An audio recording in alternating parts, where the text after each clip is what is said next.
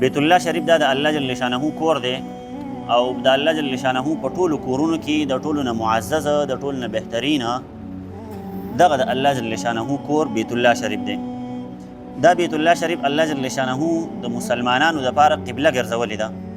لکه اوله کې خدا و چې پیغمبر علیه الصلاة والسلام تقریبا په مدني زندګۍ کې 15 یا 14 میاشتې بیت المقدس طرف ته مونځ کړی و. دا خبرې موږ کړې دي. بیا 15-14 میاشتې پس تقریبا پیغمبر علیه الصلاة والسلام ته حکم وشو چې ته اوس بیت الله شریف ته مخ کا او دې نه پس بیت الله ستا قبله شوه او دغې ته اوس مونځ کوه. نو دغه بیت الله شریف الله جل شانه د مسلمانانو دپاره قبله ګرځولې ده. نو مسلمانانو لره دغې ته مخ کول دا لازم دي په مانځه کې او فرض دي. اوس دلته چونکې دا مسله ده چې یاره بیت الله شریف خو موږ ته ښکاري نه، صحیح شوله که نه، په نظر باندې نه راځي. خو کوم طرف ته چې بیت الله شریف دی جو هغه طرف ته موږ مونځ کوو. خو که لږ څه پرخ مرخ پکې راځي، مطلب لږ اخوا دېخوا شو، نو څه مسله نشته دی. ځکه موږ په بیت الله په مشرق طرف ته اوسېږو او بیت الله زموږ مغرب طرف ته دی. صحیح شوله که نه؟ نو مطلب دا شو چې مغرب طرف ته مخ کول او نیت د بیت الله کول دا په مسلمانانو باندې لازم دي. ٹھیک شوله که نه؟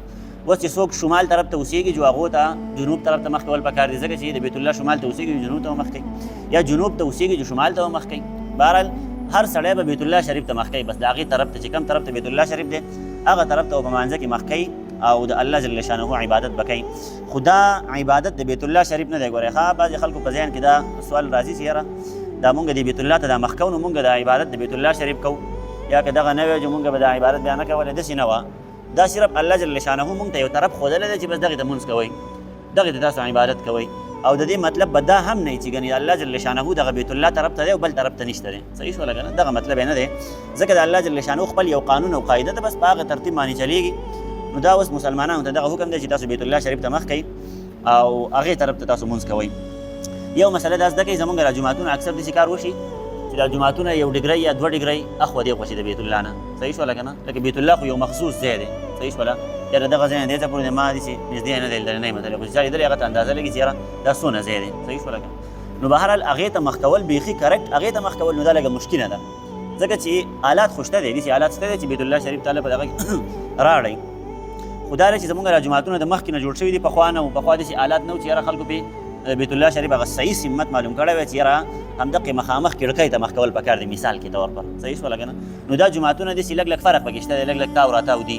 خو بهرحال اوس چې کوم جوماتونه جوړېږي نو پکار ده چې هغه په هغه آلاتو باندې وکتلی شي چې بیت الله کم طرف ته دی او صحیح د هغې سمت کم یو دی، نو هغې طرف ته بیا د جومات مخه ګرځول پکار دي. اوس د 15 ډګرو پورې دا ډګرۍ په هغه آله کې خپل داسې حساب کتاب 1 2 3 4 5 صحیح شوله؟ نو 15 ډګرو پورې اجازت شته دی. مطلب که 15 ډګرۍ سړی د بیت الله شریف نه اخوا یې مخ کړی نو خیر دی، 2 ډګرۍ او 3 یوه داسې مسله نشته دی. صحیح شوله که نه؟ 15 پورې اجازه شته دی. خو داسې ډېر په بل طرف باندې نه دي ودرېدل پکار چې یاره بیت الله دې طرف ته دی او ته داسې ولاړ یې، نو داسې نه دي ودرېدل پکار. صحیح شوله که نه؟ بهرحال هغه په دې موبایلو کې اوس هغه کمپاس ورته وایي که څه شی هغه راوتلی په دې موبایلو کې هم دی، په هغې باندې تاسو ځان له سمت برابرولی شئ. یو سړی چېرته داسې شل ځای ته لاړ شي چې جومات نه ښکاري، خلک نشته دی، اذان نه اوري، د قبلې پته ورته نه لګي، وریځ د نور پته هم نه لګي، نو بیا هغه موبایل چې ستاسو سره کوم درسره وي په هغې کې هغه کمپاس هغه اپلیکیشن دی، په هغې باندې معلومېږي چې یاره بیت الله شریف کم طرف ته دی، د هغې سمت کم یو دی، نو په هغې باندې معلومېږي. بهرحال په دې آیت کې اولنۍ خبره دا ده چې تاسو بیت الله شریف ته مخ کوئ، ځکه الله جل شانو فرمایي چې دا مونږ د انسانانو دپاره مثابة للناس، د مسلمانانو د راګرځېدو ځای مونږ ګرځولی دی، د انسانانو یعنی د قبلې یعنی د مخ کولو ځای مونږ ګرځولی دی. دغه مثابه که لفظي ترجمه کې خو دا ده چې مطلب قبله ده. صحیح شوله که نه؟ او که داسې مطلب دا ترجمه کوي چې بیخي لغوي ترجمه کوي نو بیا مطلب دا ده چې د مسلمانانو د راتاوېدو ځای.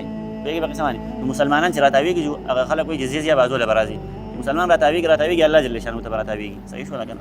نو بهرحال مثابه قبلې اطلاق پې هم کېدلی چې قبله معنی تاسو کوئ، مثابة للناس قبله د خلکو دپاره و امنه او د امن ځای هم ګرځولی دی. نو دا خبره هم یاده وساتئ چې بیت الله شریف چې کوم دی نو دا مکمل د امن و امان ځای دی. یو دشمن په تا باندې بهر حمله وکړله، صحیح شوله که نه؟ او تا ته یې څه نقصان در ورساو او دی بیا لاړو حرم شریف ته وردن نه شو. بیت الله شریف خو هغه مخصوص ځای دی، هغه کمره ده، خو حرم شریف چې کوم جومات دی هغې ته وردن نه شو، د هغې حدودو ته وردن نه شو، نو دې سړي سره اوس ستا هېڅ قسمه کار نشته دی، ستا دشمن دي خو هلته هغې ته نقصان ورسول تا ته اجازت نشته دی. صحیح شوله که نه؟ نو بهرحال الله جل شانو د امن ځای ګرځولی دی، نو په دغه کې هیڅ قسمه فساد او نقصانات کول، د هغې حرمت پامال کول، لکه قسمه قسم خلک یې بس بهرحال په دغې باندې بحث نه کوو. خو د دغې په هېڅ صورت کې د دغې هغه حرمت پامال کول، د هغې بېعزتي کول، بې حرمتي کول دا د مسلمانانو دپاره جایز نه دي، ځکه الله جل شانه دغه د امن ځای ګرځولی دی. ورپسې په دې بل آیت کې واتخذوا من مقام ابراهیم مصلی، مقام ابراهیم به هم تاسو لیدلی چې څوک تلي که نه په تصویرانو کې هم لیدلی. دا مقام ابراهیم چې کوم دی نو دا یو کاڼی دی، صحیح شوله که نه؟ هغه کاڼی دی مراد دی. ابراهیم علیه الصلاة والسلام او اسماعیل علیه الصلاة والسلام چې کله د خانه کعبه جوړوله پلار او زوی، نو ابراهیم علیه الصلاة والسلام د مصري کار کوو، په دقه کاڼي باندې ولاړو، صحیح شوله که نه؟ او اسماعیل علیه الصلاة والسلام د مزدور کار کوو، یعنی ابراهیم علیه الصلاة والسلام دیوالونه جوړول او اسماعیل علیه الصلاة والسلام ولا کاڼي ورکول، د هغې کې چې څه شی لګېدو هغه یې ولا ورکول. نو دا دواړه راولګېدل، ځکه الله جل شانه ورته حکم کړی دوی دغه بیت الله شریف جوړ کړو. او دا کاڼی دې کاڼي کې الله جل شانه داسې ناشنا هغه یې ښودی او که نه کمال چې ابراهیم علیه الصلاة والسلام په دې باندې ولاړو، وړوکی شانته کاڼی تاسو به هلته لیدلی، وړوکی کاڼی دی، خو دغې باندې ابراهیم علیه الصلاة والسلام ولاړو.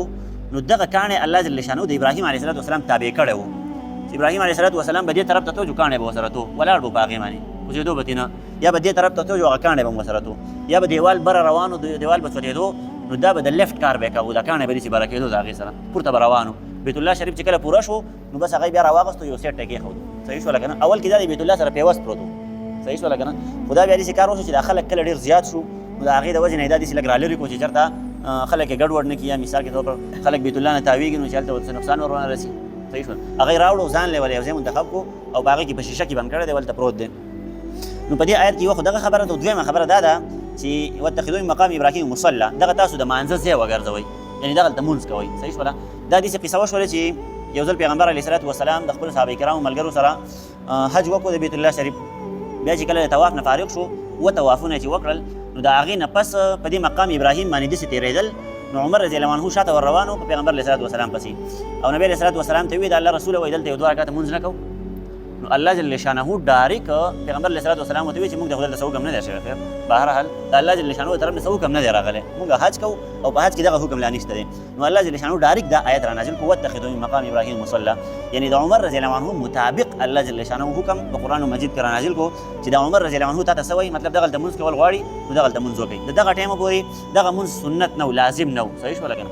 بیا چې کله پیغمبر علیه الصلاة والسلام ته حکم وشو چې واتخذوا، نو بیا دغه ځای کې مونځ کول سنت شو، صحیح شوله. اوس که یو سړی طواف وکړي او د طواف نه فارغ شي وچه کره ووایي نو دغه ځای ته دې راشي او که چېرته موقع ورته میلاویږي نو دوه رکعته مونځ دې وکړي، صحیح شوله که نه؟ سنت دی، د ثواب کار دی، کول پکار دی. که موقع میلاویږي نو پرېښودل نه دي پکار، او که موقع نه میلاویږي او د خلکو په سټونو ورخېږي نو دغه کې بیا نقصان دی، صحیح شوله. هلته د ثواب کار خو کې، خو دلته د حرام کار هم ورسره وکړو، خلکو ته نقصان ور رسول. لکه نن سبا دا خلک لاړ شي نو د حجر اسود په هغه استلام پسې ځان مړ کوي، د خلکو په سټونو باندې هم ورخېږي او خلکو له دیکې هم ورکوي او خلکو ته نقصان هم ورسوي. هلته کمزوري خلک دي، ضعیفه خلک دي او د هغو په سټونو باندې ورخېږي او خلکو یې دیکې ورکوي او هغې ته ځان رسوي او خامخا یې خپلوي. دا څه فرض کار خو نه دی، دا څه واجب کار دی چې خامخا به یې کې، صحیح شوله که نه؟ بس د لرې نه پیغمبر علیه الصلاة والسلام صحابه کرامو ته وویل، صحابه کرامو یو ځل تپوس وکړو د الله رسوله خلک ډېر شوي دي او موږ حجر اسود ته وررسو نه، لکه مجمع ډېری په بیت الله کې په حج کې دغه ډېری مجمع ډېری، نو موږ وررسېدلی نه شو. نبي علیه الصلاة والسلام ورته ویل د لرې نه که تاسو داسې لاس وتوئ نو همدغه ستاسو استلام دی، دغه طریقه باندې هم کولی شي. نو مقصد مې دا دی که مقام ابراهیم سره سړي د موقع نه میلاویږي نو په زوره باندې نه دي کول پکار، یاره خامخا به ځم او دغلته به د دوه رکعته کوم، سنت دی، ثواب پکې ډېر دی، خو بهرحال لازمي نه دی چې یاره خامخا ته چاته نقصان ور ورسوي ورشي وایي. نو دغه آیت کې دغه خبره ده وعاهدنا الی ابراهیم و اسماعیل. اوس په دې آیت کې الله جل شانه د حرم شریف متعلق فرمایي چې ابراهیم او اسماعیل علیه الصلاة والسلام ته موږ دا حکم وکړو چې تاسو خدا بیت الله شریف هم جوړ کړو، خدا به اوس پاک ساتئ، ټیک شوله که نه؟ دا ځکه د الله جل شانه کور دی، د دې د صفایۍ به ډېر زیات خیال ساتئ. دا به د طواف کوونکو دپاره، ځکه طواف له خلک راځي نو چې هغې ته بیا څه قسمه نقصان نه وي، صحیح شوله که نه؟ هغو څه قسمه تکلیف نه وي. او بله دا ده چې خلک به دلته منځونه کوي نو د هغو دپاره یې هم صفا ساتئ.